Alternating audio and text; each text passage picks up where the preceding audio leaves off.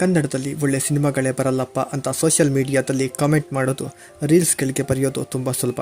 ಆದರೆ ಯಾರು ಹೊಸಬರು ಎಲ್ಲೋ ಸಾಲ ಮಾಡಿ ತಲೆಯಲ್ಲಿ ಒಂದು ಅದ್ಭುತ ಕಂಟೆಂಟ್ ಇಟ್ಕೊಂಡು ಸಿನಿಮಾ ಮಾಡಿದಾಗ ನಾವೆಷ್ಟು ಜನ ಥಿಯೇಟರ್ಗೆ ಹೋಗಿ ಟಿಕೆಟ್ ತಗೊಂಡು ಸಿನಿಮಾ ನೋಡ್ತೀವಿ? ಪ್ರಾಮಾಣಿಕವಾಗಿ ಯೋಚನೆ ಮಾಡಿ. ನಾವೆಲ್ಲ ಆ ಸಿನಿಮಾ OTTಗೆ ಬರೋವರೆಗೂ ಕಾಯ್ತೀವಿ ಅಲ್ವಾ? ಆಮೇಲೆ ಮೊಬೈಲ್ನಲ್ಲಿ ನೋಡಿ, ಅಯ್ಯೋ ಸಿನಿಮಾ ಸೂಪರ್ ಆಗಿದೆ ಅಂತ ಸ್ಟೇಟಸ್ ಹಾಕಿದರೆ ಏನು ಪ್ರಯೋಜನ? ಥಿಯೇಟರ್ನಲ್ಲೇ ಗೆಲ್ಲಿಸದಿದ್ದರೆ ಆ ಹೊಸಬರು ಮುಂದೆ ಇನ್ನೊಂದು ಸಿನಿಮಾ ಮಾಡೋಕ್ಕಾದರೂ ಹೇಗೆ ಸಾಧ್ಯ? ನಮ್ಮಲ್ಲಿ ಒಂದು ದೊಡ್ಡ ಸಮಸ್ಯೆ ಇದೆ. ಒಬ್ಬ ದೊಡ್ಡ ಸ್ಟಾರ್ ನಟನ ಸಿನಿಮಾ ಬಂದರೆ ಕತೆ ಹೇಗೇ ಇರಲಿ, ಮೊದಲ ದಿನವೇ ಮುಗಿಬಿದ್ದು ನೋಡ್ತೀವಿ, ಹಬ್ಬ ಮಾಡ್ತೀವಿ, ಥಿಯೇಟರ್ಗಳನ್ನು ಹೌಸ್ಫುಲ್ ಮಾಡ್ತೀವಿ. ಅದು ಖಂಡಿತ ತಪ್ಪು ಅಂತ ನಾನು ಹೇಳ್ತಿಲ್ಲ. ಸ್ಟಾರ್ಡಮ್ಗೆ ಆ ಪವರ್ ಇರಲೇಬೇಕು. ಆದರೆ ಬೇಸರದ ಸಂಗತಿ ಏನಂದರೆ, ಅದೇ ಜಾಗದಲ್ಲಿ ಒಬ್ಬ ಹೊಸ ಡೈರೆಕ್ಟರ್ ಅಥವಾ ಹೊಸ ನಟರು ಸೇರಿಕೊಂಡು ಹಗಲು ರಾತ್ರಿ ಕಷ್ಟಪಟ್ಟು ಒಂದು ವಿಭಿನ್ನವಾದ ಸಿನಿಮಾ ತಂದಾಗ ಮೊದಲ 3 ದಿನ ಥಿಯೇಟರ್ನಲ್ಲಿ ಕಾಗೆ ಹಾರ್ತಿರುತ್ತೆ. ಪ್ರೇಕ್ಷಕರು ಥಿಯೇಟರ್ ಕಡೆ ತಲೆ ಹಾಕಿ ಕೂಡ ಮಲಗಲ್ಲ.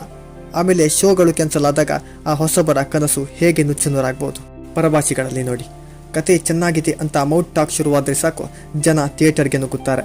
ಸ್ಟಾರ್ ಇರಲಿ ಬಿಡಲಿ, ಸಿನಿಮಾವನ್ನು ಬ್ಲಾಕ್ ಬಾಸ್ಟರ್ ಮಾಡ್ತಾರೆ. ಇವತ್ತು ನಮ್ಮ ಕನ್ನಡ ಚಿತ್ರರಂಗ ಜಾಗತಿಕ ಮಟ್ಟದಲ್ಲಿ ಸೌಂಡ್ ಮಾಡ್ತಿದೆ ಅಂದರೆ ಅದಕ್ಕೆ ಕಾರಣ ಹೊಸ ಆಲೋಚನೆಗಳು. ಒಂದು ಕಾಲದಲ್ಲಿ ಉಪೇಂದ್ರ ಅವರು ಹೊಸಬರಾಗಿಯೇ ಬಂದು ಇಂಡಸ್ಟ್ರಿ ಶೈಲಿ ಬದಲಾಯಿಸಿದರು. ಇತ್ತೀಚೆಗೆ ಶೆಟ್ಟಿ ಗ್ಯಾಂಗ್ ಇರ್ಬೋದು ಅಥವಾ ಲೂಸಿಯಾ, ಪವನ್ ಇರ್ಬೋದು, ಇವರೆಲ್ಲ ಹೊಸಬರಾಗಿ ಒಂದು ಕಂಟೆಂಟ್ನಿಂದ ಗೆದ್ದವರೇ. ಅಂದರೆ ನಮ್ಮಲ್ಲಿ ಪ್ರತಿಭೆಗಳಿಗೆ ಕೊರತೆ ಇಲ್ಲ. ಕೊರತೆ ಇರೋದು ಆರಂಭದಲ್ಲಿ ಅವರಿಗೆ ನಾವು ಕೊಡುವ ಪ್ರೋತ್ಸಾಹದಲ್ಲಿ ಮಾತ್ರ. ಯಾವುದೇ ಚಿತ್ರರಂಗ ಬರೀ 4-5 ಜನ ಸ್ಟಾರ್ ನಟರಿಂದ ಮಾತ್ರ ಬೆಳೆಯಲ್ಲ. ಹೊಸ ರಕ್ತ, ಹೊಸ ಆಲೋಚನೆಗಳು ಇಂಡಸ್ಟ್ರಿಗೆ ಬರ್ತಾ ಇರಬೇಕು. ಅದಕ್ಕೆ ಮೇಕರ್ಸ್ ಎಷ್ಟು ಜವಾಬ್ದಾರರೋ, ಪ್ರೇಕ್ಷಕರಾದ ನಾವು ಅಷ್ಟೇ ಜವಾಬ್ದಾರರು. ಇನ್ಮುಂದೆ ಆದರೂ ವೀಕೆಂಡ್ನಲ್ಲಿ ಯಾವುದೋ ಹೊಸಬರ ಸಿನಿಮಾ ರಿಲೀಸ್ ಆಗಲಿ, ಅದಕ್ಕೆ ಒಳ್ಳೆ ರಿವ್ಯೂ ಬಂದರೆ OTTವರೆಗೂ ಕಾಯಬೇಡಿ, ಥಿಯೇಟರ್ಗೆ ಹೋಗಿ ನೋಡಿ. ಹೊಸಬರನ್ನು ಬೆನ್ನು ತಟ್ಟಿ ಗೆಲ್ಲಿಸಿ.